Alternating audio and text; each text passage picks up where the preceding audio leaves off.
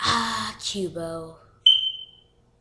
Nobody knows how this mysterious network, with a fair share of good shows, reached to our eyes on over-the-air and AT&T TV. But today we are going to be going over uh, half of Cubo's fair shares of good Cubo shows. And no, there is going to be one in here that I don't like anymore because I've grown out of it, and the demographic is only for like kids from 2 to 5 years old. So yeah, and no, this is not going to be the only top 10 Cubo shows. This is not going to be the only top 10 Cubo shows video, because I'm going to have a part 2, because I just think there's more out there that are okay, I guess. But if this show made it on the list and it's your favorite show, just know, to me, this show has very good potential. Okay, coming at the number 1 spot, we have He-Man. Now, He-Man is a fairly popular, well, not anymore, but it was a fairly popular cartoon show that aired on Cubo around 12 p.m., 11 to 10, something like that. It aired late at night, and I really liked it because I shouldn't probably stayed that late to watch it, but I still liked it. And before that, there was Zooler Patrol and 321 Penguins, but sadly, they're not on this list. So if you were thinking of those shows, sorry, but they will probably most likely be on the other list. So I really liked He-Man. It was okay. It was some parts would, occasionally fright me, but I was 4 and I just really liked He-Man. I remember that one time I watched Chucky when I was 4. My brother made me watch Chucky, and I wanted to watch He-Man instead because it was late at night. But he says, "Come on, let's watch Chucky. Are you a baby?" But technically I was a baby because I was 4. I was scared. I was really scared, guys. But coming at the number 9 spot, we have Dragon.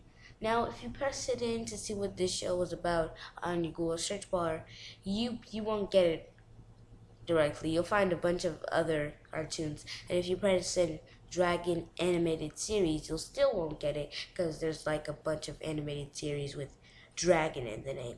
So what you want to do to figure out what this show is about is press in Dragon spacebar Cubo, and then you'll see episodes on YouTube, and go check it out.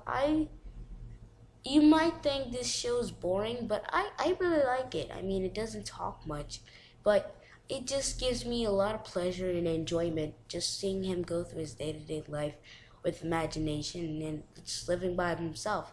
It's very entertaining for me, and it's on the number 9 spot because I really don't see it anymore or watch it. I mean, if it was on Cubo right now, I would totally watch it and put it high on the list. But sadly, Dragon got canceled on Cubo, and that's surprising because mostly Cubo never cancels shows. They just get rid of them for a little bit. But this one just got totally canceled, just like Miss BG. Peace to Miss BG. And coming at the number 8 spot comes Turbo Dogs. Now, I know the OG fans know what Turbo Dogs are. You know, the OG fans, hey! Okay, Turbo Dogs is about a bunch of dogs that are race car drivers that are 3D animated and stuff. And it's a really enjoyable cartoon that, just like all the other shows I mentioned about the He-Man thing, it comes out at night around 9 o'clock, and me and my brother used to always watch it. Well, not always. He sometimes pitch in and watch with me. He'd watch Turbo Dogs, and it was like a bonding experience for me. And about something cool about Turbo Dogs is that if you look at Turbo Dogs, and if you press in Turbo Dogs Cubo ad at the Google Space search bar or whatever, you'll see that Qubo makes an ad about it that's actually super cool. It makes the show seem so interesting. And coming at the number, what is this, 7 spot, we have Boo. You know, Boo, where's Boo? Where's Boo? And don't get mad, like, Turbo Dogs is better than Boo. But this is childhood stuff and, like, back in the day stuff. And back in the day, childhood of mine that I had, Boo was better than Turbo Dogs in my perspective, because Where's Boo was the most enjoyable thing for me from the 4 to 5 years old. And when I hit 6, I just started growing out of Boo, because Boo was getting too old for me. And Turbo Dogs became a better show to me, but since this is childhood / old school demographic and stuff, blah blah blah, we're gonna put Boo just before Turbo Dogs, so just deal with it, please. It's not a big deal. Coming at the number 6 spot is Jane and the Dragon. Now, Jane and the Dragon, this Norwegian animated TV show, is quite interesting, where this girl who wants to be a knight and lives in the medieval times, so nobody thought a girl could be a knight at those times except for like Joan of Arc. And she wanted to be a knight and everything, and she wanted to slay a dragon, a 300-year-old dragon that lived in a cave. And instead of slaying the dragon, she became friends with the dragon, and they became best friends, and she goes on adventures and gets herself in the middle of trouble, and then Dragon makes it funny, because Dragon's like the comedy part of the whole show, and it's fun to watch all the time. It's just so much fun to watch. And coming at the number 5 spot, we have Willa's Wildlife. Willa's Wildlife was to me from like age 8, I think. From age 4 to age 8, that's 4 years, was amazing to me, because I just wanted everything Willa had. She had 2 elephants, a kangaroo, a crocodile, a bear, a camel, countless amounts of bunnies, and I'm pretty sure she has more animals than that, but she just had everything. And all those animals would just be so much fun to have. And I really wanted those animals. But, you know, I don't live in a giant house as Willa possibly must live in. And my mom's not going to let me do that. So, coming at the number 4 spot, we have Pekala. Now, Pekala is a very, very funny show where, okay, I guess it's not very, very funny, but it's a occasionally pretty good funny show that comes around, I'll say 8 o'clock, not the nighttime-ish thing, and Pekala was enjoyable for me, really enjoyable, and I just love seeing him get into bunch of trouble.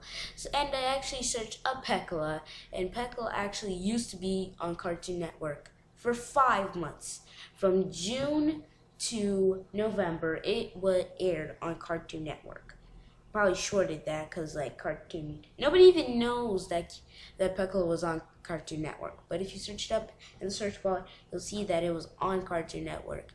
And when I saw the space between episodes and how the whole season lasted 5 months, I saw that they were just trying to make a profit, because like one day they made 1 episode, and the other day they would come out with another episode, and then the other day they would come out with another episode, and then they would keep doing this. They'd maybe like skip a day or 2, and then all of a sudden they'd like skip like a whole week, make another new episode or something, and they'll come out with another one, and just repeat, and this lasted from June 2002 to November 2002.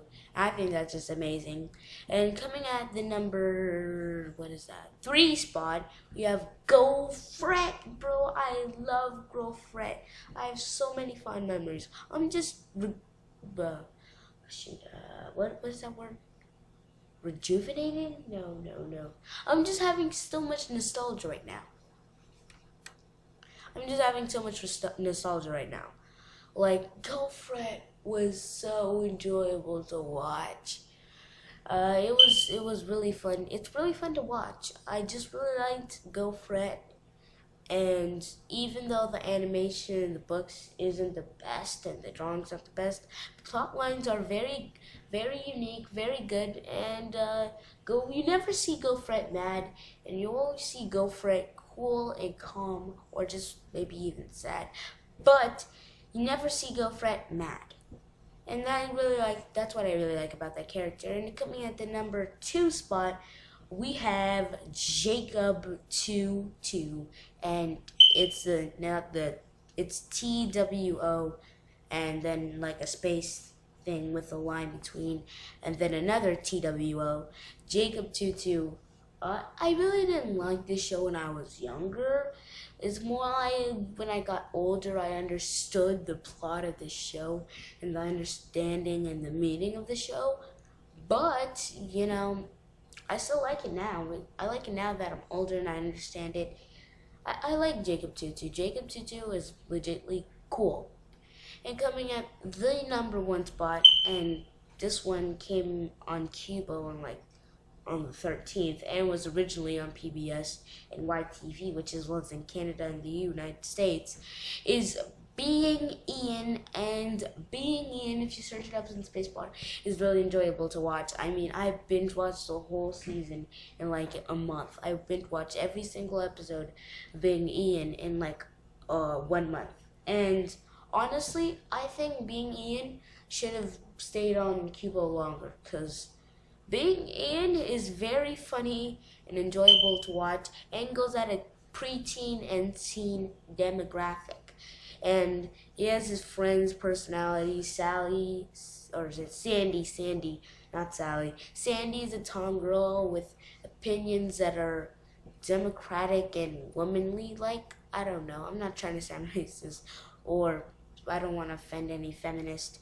And then you have Tyrone, which is kind of a racist name, but he goes after girls, as you might think, which is also kind of pretty racist. But whatever, I still enjoy the show. Being Ian was very enjoyable. When I first saw Being Ian, it came out on like nighttime, and oh my god, I had to take a shower before my mom came home, so I watched 1 episode, and then at 9:30 I would take a very short shower, just spray some water on me, and so I could watch Being Ian. And that is all for my top 10 Qubo Shows list, and I hope you guys enjoyed, and I'll see you guys later when I make part 2 to this, and the Qubo shows that I really didn't like and don't think should be on Qubo. But aside from that, see you dudes later, and there'll be an awesome thumbnail. Bye!